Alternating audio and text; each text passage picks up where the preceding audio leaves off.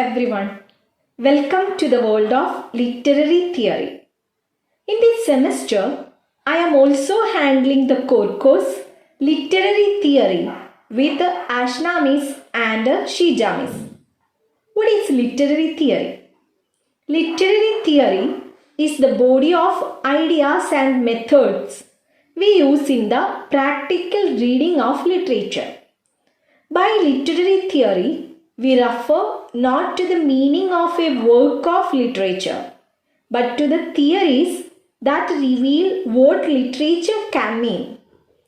Literary theory is a description of the underlying principles, one might say the tools, by which we attempt to understand literature. All literary interpretation draws on a basis in theory, but can serve as a justification for very different kinds of critical activity. It is literary theory that formulates the relationship between author and work. Literary theory develops the significance of race, class, and gender for literary study, both from the standpoint of the biography of the author and an analysis of their thematic presence within texts. Literary theory offers varying approaches for understanding the role of historical context in interpretation, as well as the relevance of linguistic and unconscious elements of the text. Literary theorists trace the history and evolution of the different genres, narrative, dramatic, lyric, in addition to the more recent emergence of the novel and the short story, while also investigating the importance of formal elements of literary structure. Lastly, literary theory in recent years has sought to explain the degree to which the text is more the product of a culture than an individual author, and in turn how those texts help to create the culture. Literary theory examines a cross-section of literature from a specific era, geographic location, or from writers of specific backgrounds or identities to draw conclusions about the similarities and differences in similar kinds of literary works. There are a variety of schools of literary theory, including feminist theory, postmodernist theory, post-structuralist theory, and more. Literary theory helps readers gain a deeper understanding while reading literature by drawing on a critical theory to gain further insight into literary texts. Literary theory enables a broad appreciation of global literature. Reading a text through the lens of literary theory provides a new perspective to better understand literature, learn more about different authors' intentions, and generally improve the quality of literature for both authors and readers. Literary theory can also influence literature, challenging texts to evolve into new territory. Here, the core course literary theory is divided into 5 modules. I will be handling 4th and 5th modules. Let's begin with the module 4, Feminism and Queer Theory. To understand queer theory, feminism and its development in various eras can be starting point. Today, we are going to start with feminism. Feminism, the belief in social, economic, and political equality of the sexes. Although largely originating in the West, feminism is manifested worldwide and is represented by various institutions committed to activity on behalf of women's rights and interests. Throughout most of Western history, women were confined to the domestic sphere, while public life was reserved for men. In medieval Europe, women were denied the right to own property, to study, or to participate in public life. At the end of the 19th century in France, they were still compelled to cover their heads in public. And in parts of Germany, a husband still had the right to sell his wife. Even as late as the early 20th century, women could neither vote nor hold elective office in Europe and in most of the United States. Women were prevented from conducting business without a male representative, be it father, brother, husband, legal agent, or even son. Married women could not exercise control over their own children without the permission of their husbands. Moreover, women had little or no access to education and were barred from most professions. In some parts of the world, such restrictions on women continue today. Feminism involves political and sociological theories and philosophies concerned with issues of gender difference, as well as a movement that advocates gender equality for women and campaigns for women's rights and interests. Although the terms feminism and feminist did not gain widespread use until the 1970s, they were already being used in the public parlance much earlier. For instance, Katharine Hepburn speaks of the feminist movement in the 1942 film Woman of the Year. Feminist theory emerged from these feminist movements. It is manifest in a variety of disciplines such as feminist geography, feminist history, and feminist literary criticism. Feminism has altered predominant perspectives in a wide range of areas within Western society, ranging from culture to law. Feminist activists have campaigned for women's legal rights, for women's right to bodily integrity and autonomy, for abortion rights and for reproductive rights, for protection of women and girls from domestic violence, sexual harassment and rape, for workplace rights, including maternity leave and equal pay, against misogyny. Misogyny means hatred of women, and against other forms of gender-specific discrimination against women.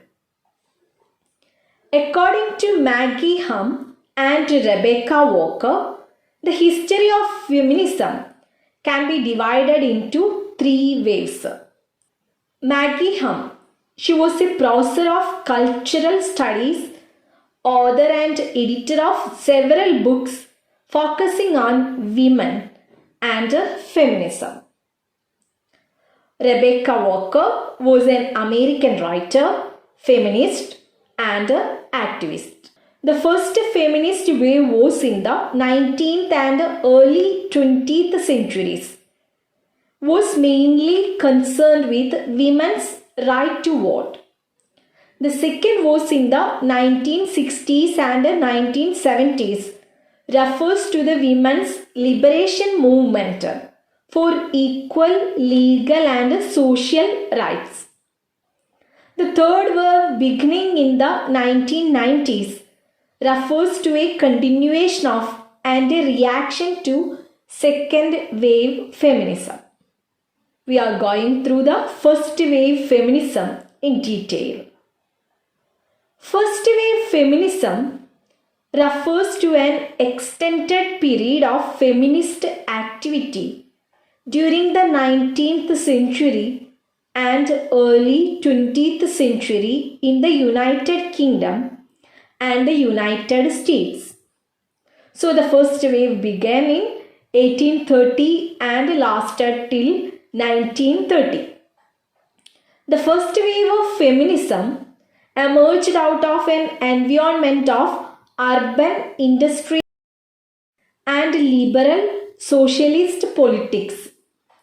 The wave formally began in the US at the Seneca Falls Convention in 1848 when 300 men and women rallied to the cause of equality for women. What is Seneca Falls Convention? The Seneca Falls Convention was the first women's rights convention in the United States, held in July 1848 in Seneca Falls, New York. The meeting launched the women's suffrage movement, which more than 7 decades later ensured women the right to vote. Elizabeth Cady Stanton drafted the famous Seneca Falls Declaration. She was a leader of the women's rights movement in the US during the mid to late 1800s. She was the main force behind the 1848 Seneca Falls Convention. In the United States, leaders of this movement included Lucretia Mott, Lucy Stone, Elizabeth Cady Stanton, and Susan B. Anthony, who each campaigned for the abolition of slavery prior to championing women's right to vote. All were strongly influenced by Quaker thought. Have you heard about Quaker thought? Quakers believe that there is something of God in everybody and that each human being is of unique worth. This is why Quakers value all people equally and oppose anything that may harm or threaten them. So note the point here, all these leaders were strongly influenced by Quaker thought. Originally, it focused on the promotion of equal contract and property rights for women and the opposition to chattel marriage and ownership of married women and their children by their husbands. What is chattel marriage?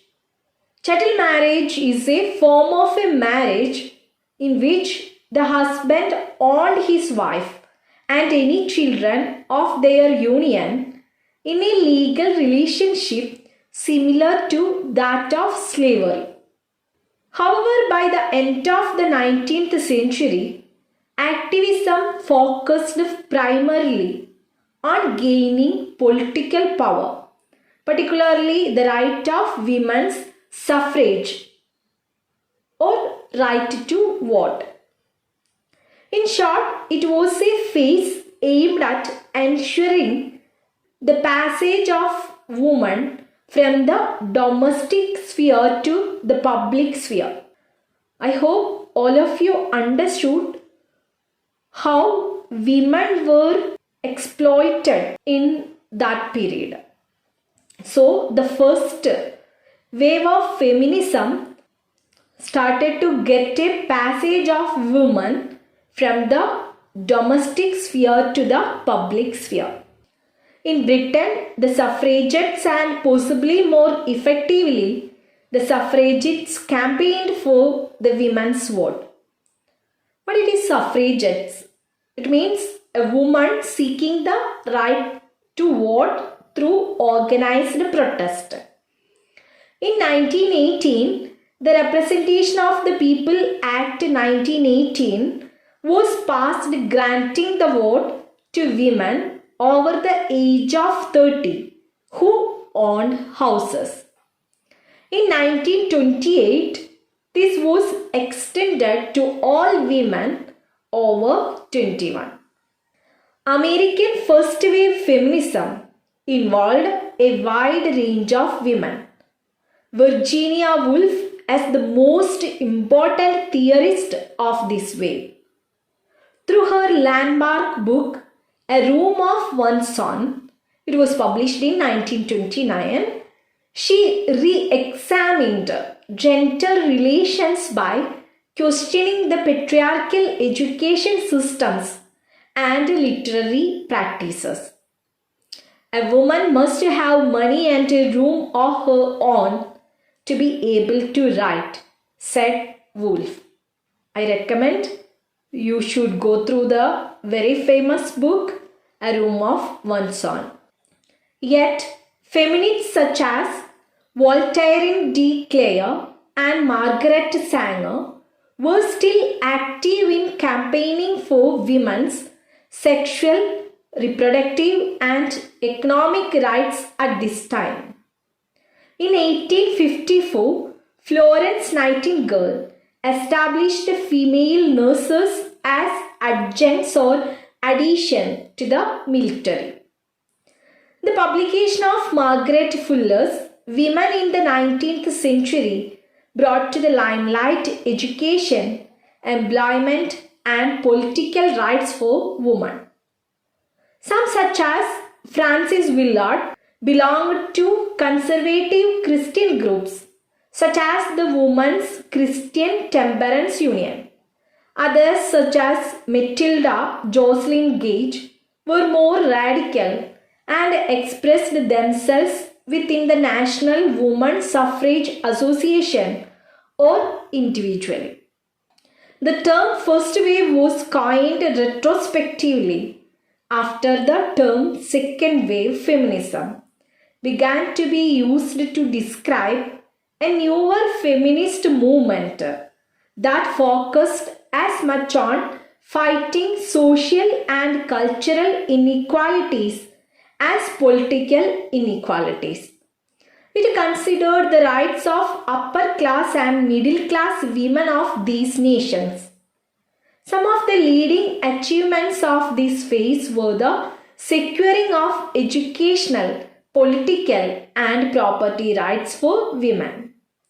American first wave feminism entered with the passage of the 19th Amendment to the US Constitution in 1919, granting women voting rights.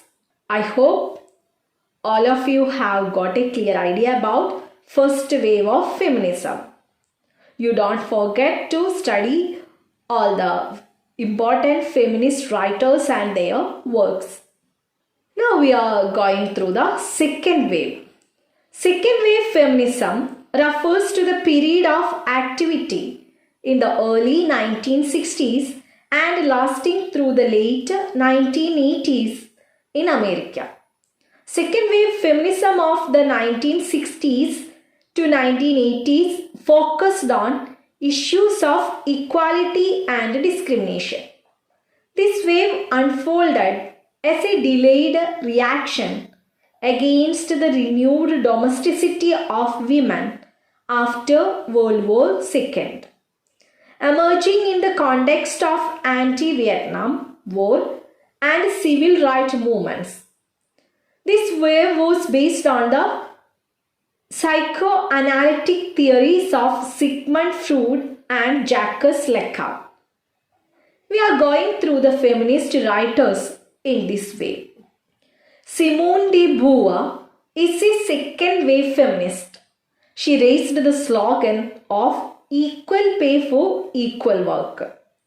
She was suggesting that gender was attribution, if not insertion, of meaning to some biological traits and functions like reproduction and childbirth.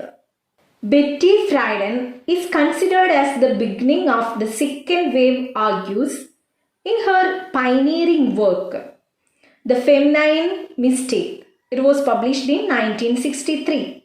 In this book, she described as equality feminism.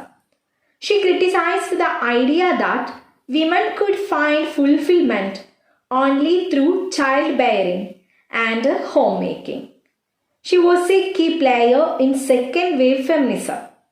According to Friedan's New York Times obituary, her book ignited the contemporary women's movement in 1963 and as a result permanently transformed the social fabric of the United States and countries around the world, and is widely regarded as one of the most influential non-fiction books of the 20th century.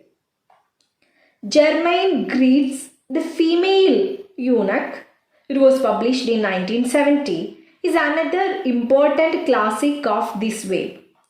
It discusses the problem of women stripped of her sexual desires and libido by the perspective roles of patriarchy.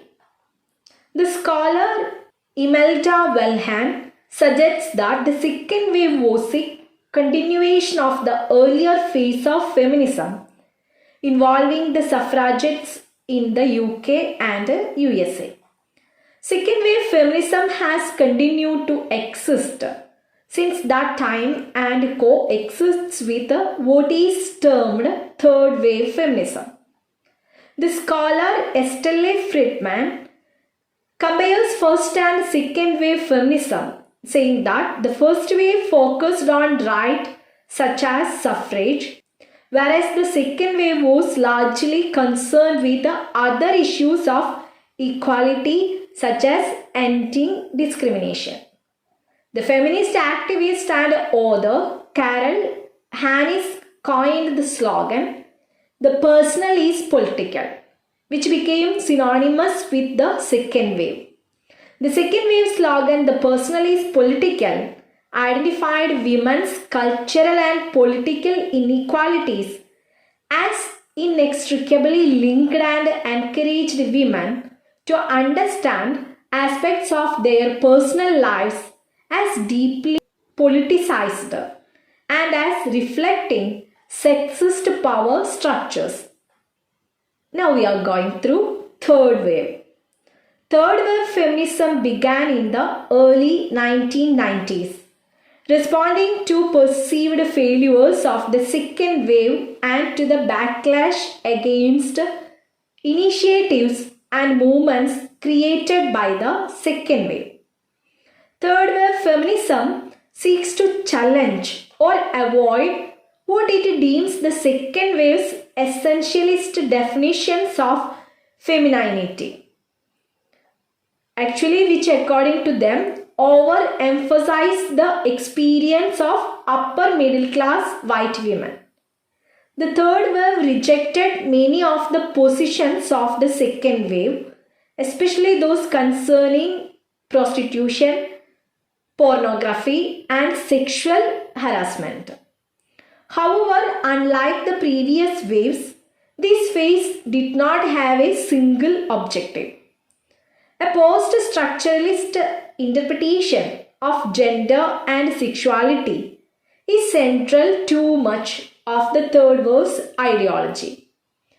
Third wave feminists often focus on micropolitics and challenge the second wave's paradigm as to what is or is not good for females.